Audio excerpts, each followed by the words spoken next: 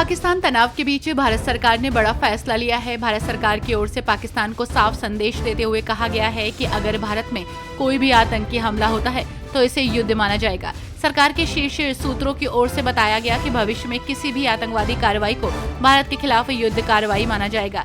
इसी के साथ ऐसी किसी भी कार्रवाई का उसी के हिसाब से जवाब दिया जाएगा। पंजाब के मुख्यमंत्री ने पाकिस्तान को जमकर घेरा है। आपको बता दें कि उन्होंने कहा कि पाकिस्तान का दोहरा चेहरा नहीं चलेगा।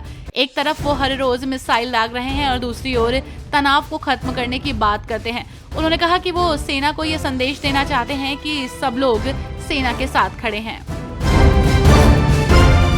आम आदमी पार्टी से राज्यसभा सांसद राघव चड्ढा ने पाकिस्तान को चेतावनी दी है कि अब भी समय है, सुधर जाओ, वरना काशी से लेकर इस्लामाबाद तक बहेगी गंगा और रावलपिंडी में लहराएगा भारत का तिरंगा।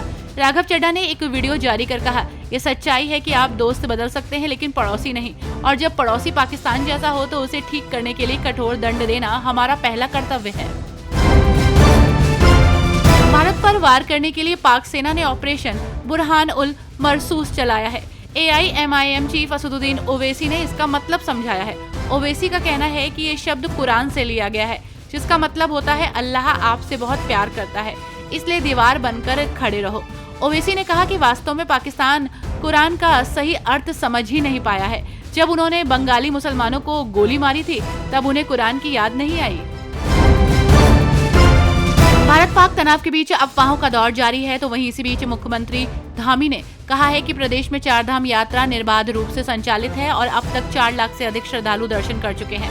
केदारनाथ के लिए हेली सेवाएं भी सुचारू रूप से चल रही हैं।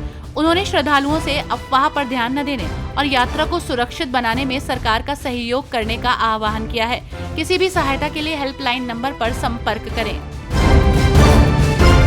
कांग्रेस के सांसद मनीष तिवारी ने भारत पाक संघर्ष को बढ़ाने के लिए पाकिस्तान की आलोचना की और कहा कि पाकिस्तान आतंकवाद को राज्य की नीति के रूप में इस्तेमाल नहीं कर सकता। पाकिस्तान के इरादे स्पष्ट रूप से बढ़ते हैं और अगर पाकिस्तान इसी रास्ते पर चलता रहा तो उसे समझना होगा कि इसके लिए उसे कीमत चुकानी पड़ेगी। 6 और 7 मई की रात को भारत ने जो किया वो पूरी तरह से सार्वजनिक अंतर्राष्ट्रीय कानून के अनुरूप आत्मरक्षा में किया गया कार्य था। उसके बाद से पाकिस्तान जो कर रहा है वो आक्रामकता का एक बेसब्री भरा कृत्य है। जम्मू कश्मीर प्रशासनिक सेवा के अधिकारी राजकुमार थापा की दुखद मौत के बाद जम्मू कश्मीर के मुख्यमंत्री उमर अब्दुल्ला ने थापा के परिवार से मुलाकात की और अपनी संवेदना व्यक्त की। जम्मू कश्मीर के मुख्यमंत्री कार्यालय ने एक्स पर पोस्ट किया और कहा, डॉक्टर राजकुमार थापा JKAS ADDC राजौरी के परिवार के प्रति मेरी संवेदनाएं हैं, जिन्होंने पाकिस्तान की गोलीबारी के कारण ड्यूटी के दौरान अपनी जान गंवा दी। उनकी सेवा और बलिदान को कभी नहीं भुलाया जा सकता। सरकार इस दुख की घड़ी में उनके परिवार के साथ मजबूती से खड़ी है।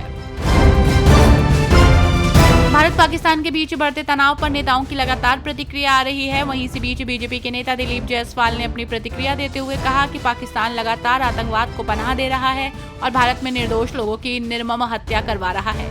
पूरी दुनिया इस बात पर सहमत है कि आतंकवाद का खात्मा जरूरी है। भारत ने जो कार्रवाई की है वो सीधे आतंकवादियों के ठिकानों को निस्तानाबूद करने के लिए की गई है। हमने पाकिस्तान के आम नागरिकों को कोई नुकसान नहीं पहुंचाया, लेकिन पाकिस्तान की नापाक हरकतें लगातार जारी हैं। ऑपरेशन सिंदूर की वजह से इंदिरा गांधी अंतर्राष्ट्रीय एयरपोर्ट पर शनिवार को भी 64 उड़ानें रद्द कर दी गईं। 69 उड़ानों में विलंब देखने को मिला। अंतर्राष्ट्रीय उड़ानों में 28 प्रस्थान और 10 आगमन में देरी हुई, जबकि 2 अंतर्राष्ट्रीय उड़ानें रद्द की गई। वहीं घरेलू उड़ानों में 41 के प्रस्थान में विलंब रहा और 30 उड़ानें रद्द हुई। इसके अलावा एयरपोर्ट आने वाली 32 उड़ानों को रद्द किया गया।